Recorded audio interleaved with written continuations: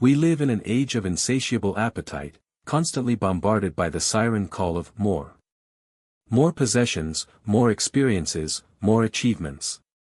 This relentless pursuit often promises fulfillment, yet so frequently delivers only a profound sense of emptiness, a subtle anxiety that whispers, "Is this all there is?"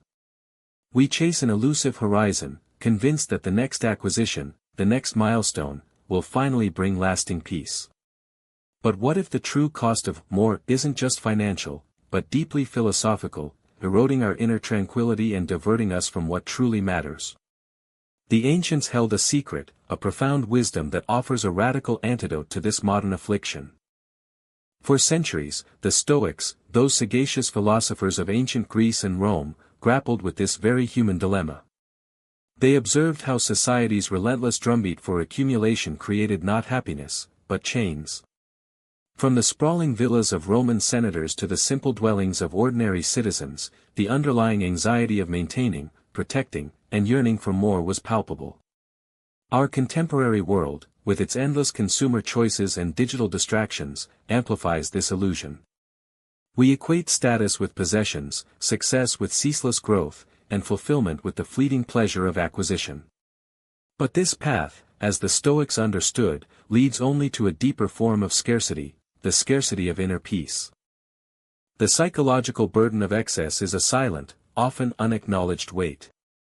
Each new item acquired, each additional commitment undertaken, demands a piece of our mental energy, our time, and our freedom. We become curators of our possessions, rather than masters of our own minds. This endless cycle of wanting and acquiring leads to a state of perpetual dissatisfaction, where contentment is always just out of reach, always tied to the next external thing. The Stoics recognized this as a fundamental misdirection of human energy. True wealth, they argued, could never be found in the accumulation of external goods, which are by nature impermanent and outside our control.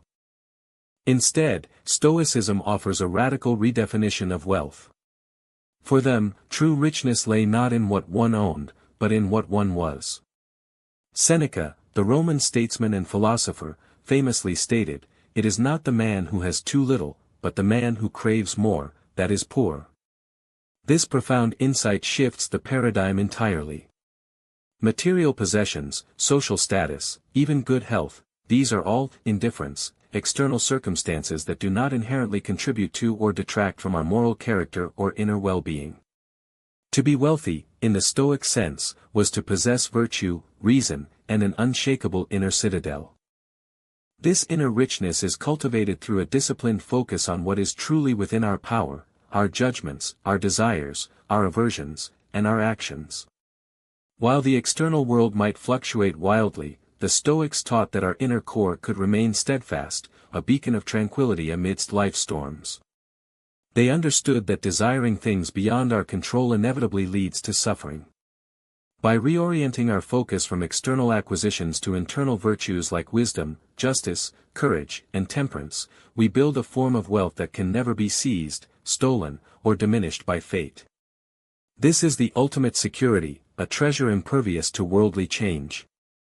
Central to the Stoic philosophy is the concept of apatheia, not apathy in the modern sense of indifference or lack of emotion, but rather a profound serenity achieved through detachment from things outside our control. It is a state of mind where one is free from disturbance by passion, fear, or excessive desire. This doesn't mean suppressing emotions, but rather understanding their transient nature and refusing to let them dictate our inner state or our actions.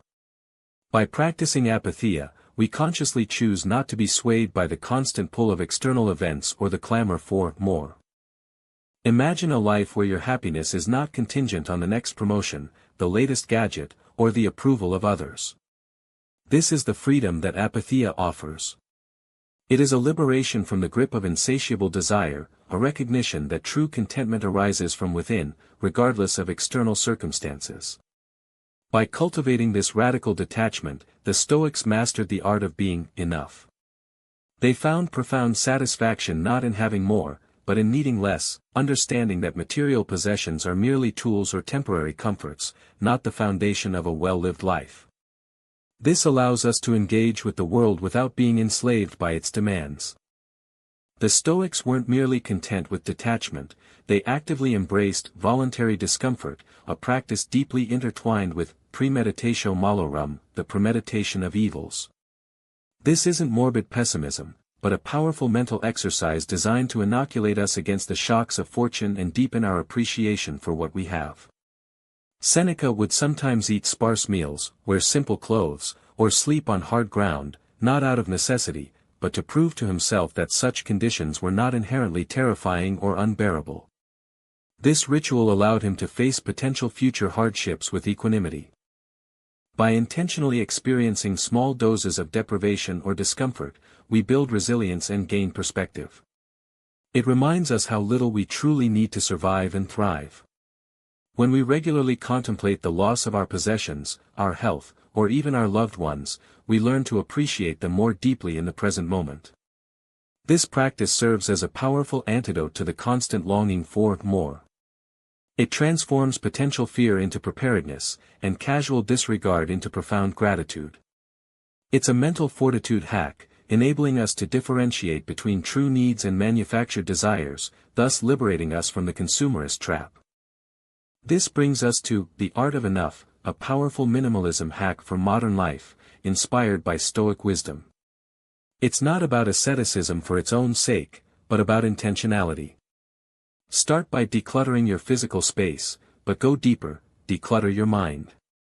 Identify the possessions, commitments, and even thoughts that do not genuinely serve your core values or bring you meaningful purpose.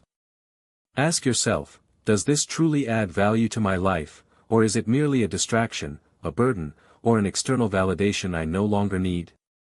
The Stoics invite us to shed the unnecessary, to lighten our load, and reclaim our mental and physical space. Practically, this means curating your life with purpose. When acquiring something new, apply a Stoic filter: is this truly necessary? Does it align with my virtues? Will it contribute to my inner tranquility, or merely add another layer of distraction? It means finding contentment in the present moment, appreciating the simple, enduring joys that are often overshadowed by the pursuit of grander, more elusive pleasures. This isn't about deprivation, it's about liberation. It's about consciously choosing to invest your finite time and energy into experiences, relationships, and self-improvement, rather than endless acquisition. The Stoic Art of Enough is ultimately about regaining control over our own lives. In a world that constantly tells us we are lacking, the Stoics empower us to declare, I am sufficient. What I have is enough. This isn't a retreat from the world, but a more profound engagement with it, free from the entanglements of endless wants.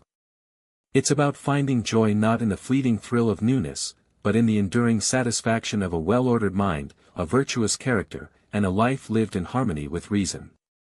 This philosophy transforms minimalism from a trend into a timeless strategy for profound contentment and genuine freedom. The hidden cost of more is not just monetary, it is the silent erosion of our peace, our focus, and our freedom. The Stoics, across millennia, offer us a profound antidote: the masterful art of enough. By redefining wealth, embracing detachment, and practicing voluntary discomfort, we can liberate ourselves from the ceaseless demands of modern consumerism. We can stop chasing an elusive more and instead cultivate a rich, resilient inner world where contentment resides, not as a fleeting guest, but as a permanent resident. As Seneca wisely counseled, it is not the man who has too little, but the man who craves more, that is poor. Let this ancient truth be your guiding star. Embrace the power of sufficiency. Discover the liberating joy of needing less, so you can truly live more. Reflect on what enough truly means for you. Take a moment to inventory not just your possessions, but your desires, and question their true source. Start today, choose one area of your life, physical, digital, or mental, and practice the art of enough. See how much richer you become by letting go of the endless pursuit of more.